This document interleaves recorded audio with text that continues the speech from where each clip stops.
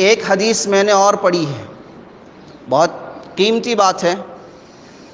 عن ابی ایوب رضی اللہ عنہ قال قال رسول اللہ صلی اللہ علیہ وسلم من صام رمضان ثم اتبعہ ستا من شوال فذلک صیام الدہر او کما قال علیہ الصلاۃ والسلام۔ اللہ کے نبی نے فرمایا جس نے رمضان کا 30 روزہ رکھا اور اس کے بعد شوال کے 6 روزے رکھے، گویا اس نے ہمیشہ روزہ رکھا۔ جس نے رمضان کے 30 روزے رکھے، شوال کے 6 روزے رکھے، گویا اس نے ہمیشہ پورا سال روزہ رکھا، صائم الدہر کہلایا۔ اس کے متعلق مجھے 3 باتیں عرض کرنی ہیں۔ سب سے پہلی بات، اس حدیث کو امام ترمذی نے ترمذی شریف میں کتاب الصوم باب نمبر 52 میں اس حدیث کو ذکر کیا ہے، اور یہ حدیث سند کے اعتبار سے بالکل اعلیٰ اور شاندار حدیث ہے۔ امام ترمذی نے اس حدیث کو حسن صحیح کا حکم لگایا ہے، اور امام ترمذی اسی حدیث کو حسن صحیح کا حکم لگاتے ہیں جس کی سند بالکل شاندار ہو۔ اب سند کسے کہتے ہیں؟ سند اسے کہتے ہیں کہ جو راوی روایت کرتے ہیں، میں نے جن سے پڑھا اپنے استادوں سے، وہ اپنے استادوں سے، انہوں نے اپنے استاد سے، انہوں نے اپنے استاد سے، ایسے اللہ کے نبی تک گیا ہے، اسے سند کہتے ہیں۔ اور حدیث من صام رمضان ثم اتبعہ من شوال فذلک صائم الدہر، یہ اسے متن کہتے ہیں، اسے متن سند کہتے ہیں۔ میں نے ان سے پڑھا، انہوں نے ان سے پڑھا، انہوں نے ان سے پڑھا، انہوں نے ان سے پڑھا، اسے کہتے ہیں سند۔ تو اس کی سند بالکل شاندار اور اعلیٰ ہے، ضعیف حدیث نہیں ہے۔ دوسری بات، اس حدیث میں اللہ کے نبی نے فرمایا جس نے رمضان کے 30 روزے رکھے اور شوال کے 6 روزے رکھے تو وہ صائم الدہر ہے، ہمیشہ روزہ رکھنے والا کہلائے گا۔ وہ کیسے؟ قاعدہ ہے الحسنۃ فلہ عشرۃ امثالھا، کہ ایک نیکی 10 نیکی کے برابر ہوتا ہے، ایک نیکی 10 نیکی کے برابر ہوتا ہے۔ رمضان کے 30 روزے اگر مہینہ 30 کا ہو یا 29 کا ہو، شمار 30 ہی ہوگا۔ مہینہ روزہ 30 رکھیں یا 29 کا مہینہ ہو تو شمار 30 ہی ہوگا۔ تو رمضان کے 30 روزے اور شوال کے 6 روزے ملائیں تو 36 روزے ہوئے۔ 36 کو 10 سے ضرب دیں، 10 سے گنا کریں تو 360 ہوتے ہیں، 360 ہوتے ہیں۔ اگر کوئی بندہ رمضان کا روزہ رکھے اور رمضان کے ساتھ شوال کے 6 روزے رکھے تو گویا کہ وہ صائم الدہر ہے۔ اب صائم الدہر کسے کہتے ہیں؟ جو ہمیشہ پورا سال روزہ رکھے۔ اس کی 2 صورتیں ہیں، 2 قسمیں ہیں۔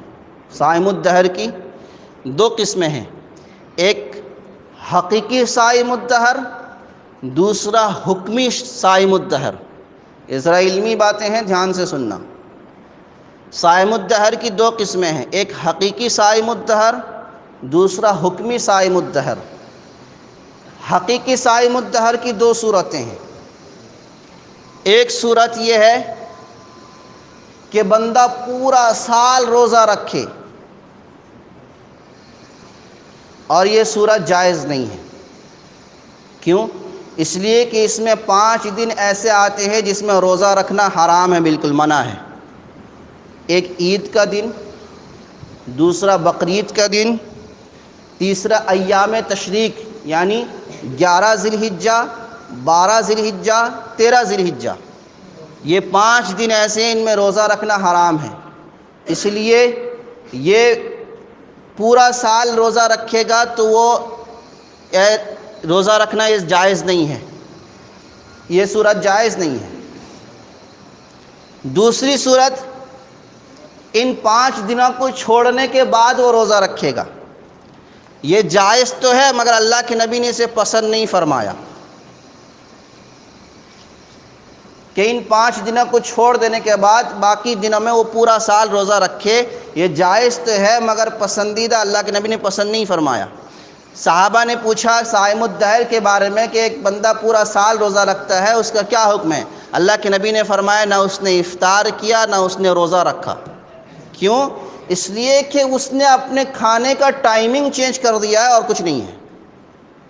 ہم کھاتے ہیں، کھانے کی ٹائمنگ ہے، ہم صبح کے وقت میں کھاتے ہیں، دوپہر کھاتے ہیں، رات میں کھاتے ہیں۔ اس نے اپنا ٹائمنگ چینج کر دیا، صبح صادق سے پہلے کھا لیتا ہے، غروب آفتاب کے بعد کھاتا ہے۔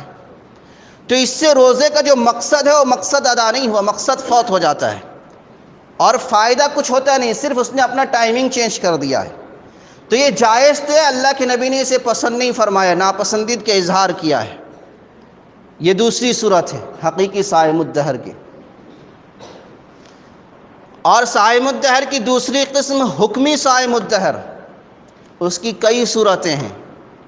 ایک صورت یہ ہے جو حضرت داؤد علیہ نبینا علیہ السلام رکھا کرتے تھے کہ وہ ایک دن روزہ رکھتے تھے، ایک دن افطار کرتے تھے، اور اللہ کے نبی نے فرمایا یہ بہترین روزہ ہے۔